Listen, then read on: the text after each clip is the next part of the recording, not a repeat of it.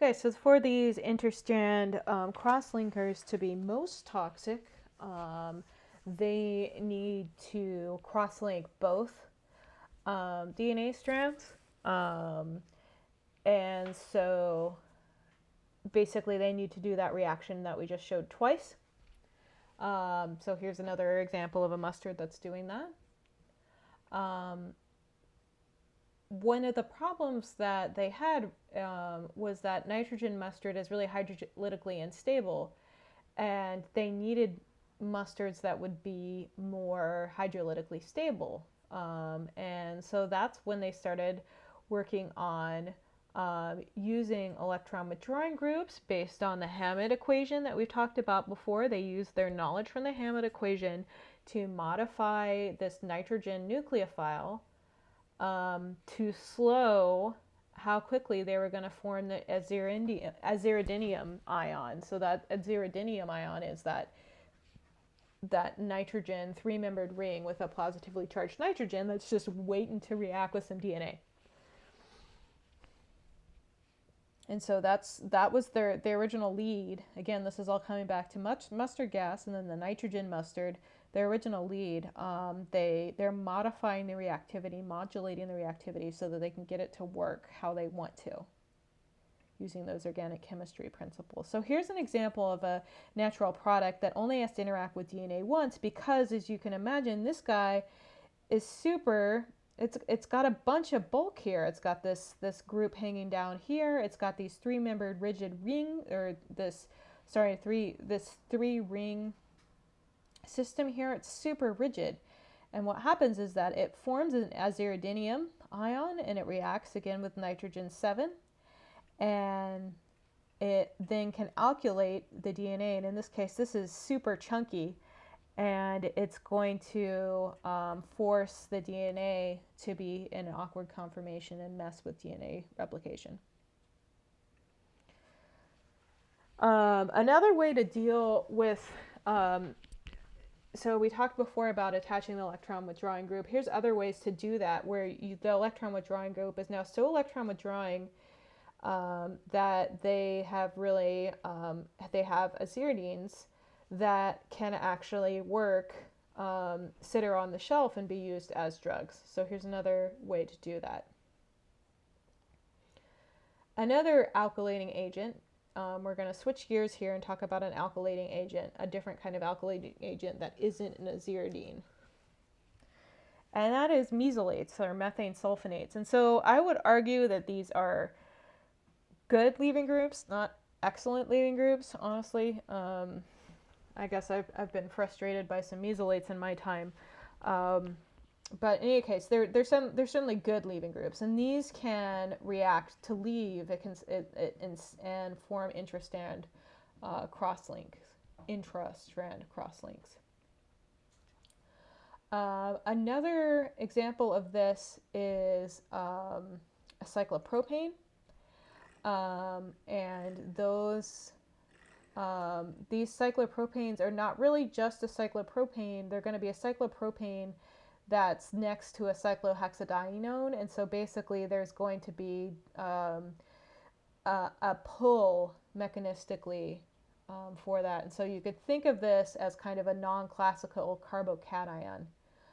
So the conjugation is really going to lower the reactivity of the cyclopropane.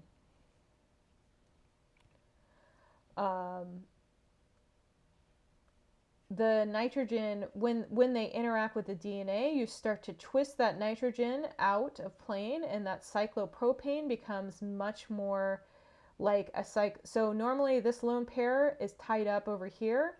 When you twist it, the lone pair is now going to donate and be like, hey, we can't have this cyclopropane hanging around. So when it associates with the DNA, it's almost like it becomes more, well, not, it's almost like it becomes more reactivity. What I was going to say is a turn on type system, but it becomes more reactive.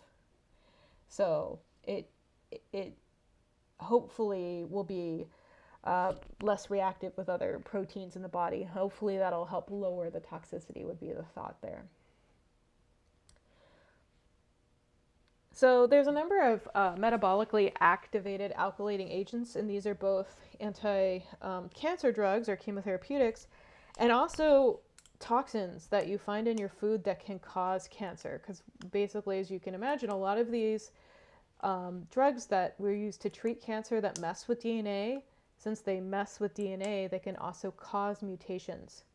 And so they can actually cause cancer as well. And so here's an example of this. This is nitrosoureas. And so some of this these can form brain tumors. These also are present can be formed naturally by the action of inorganic nitrates with proteins. They start to form some of these complexes, and when these nitroso type structures, and when these form, these nitrosoureas, they can interact with your DNA and they can cause cancer. So this is something that can happen, for example, cured meats that are cured with nitrates.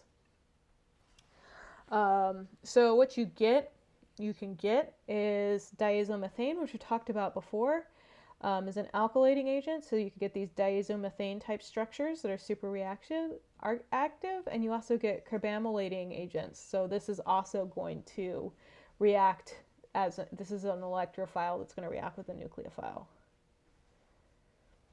So we have as evidence that you form methyl diazonium. Again, this is pretty esoteric but cool, so don't worry too much about this. But basically, they're able to see that they're able to see that this is the alkylating agent. So something like this is an alkylating agent.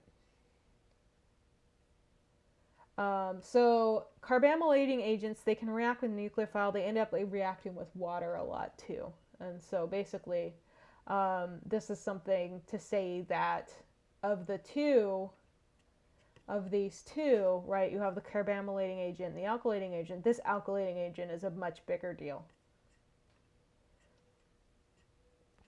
And so this is why these so these are anti-tumor agents, and like I said before, they also can cause tumors.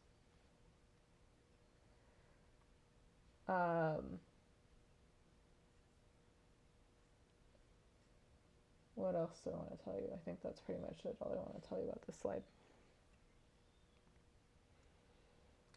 So here's an example of those interstrand crosslinks from carmustine. And we'll go quickly.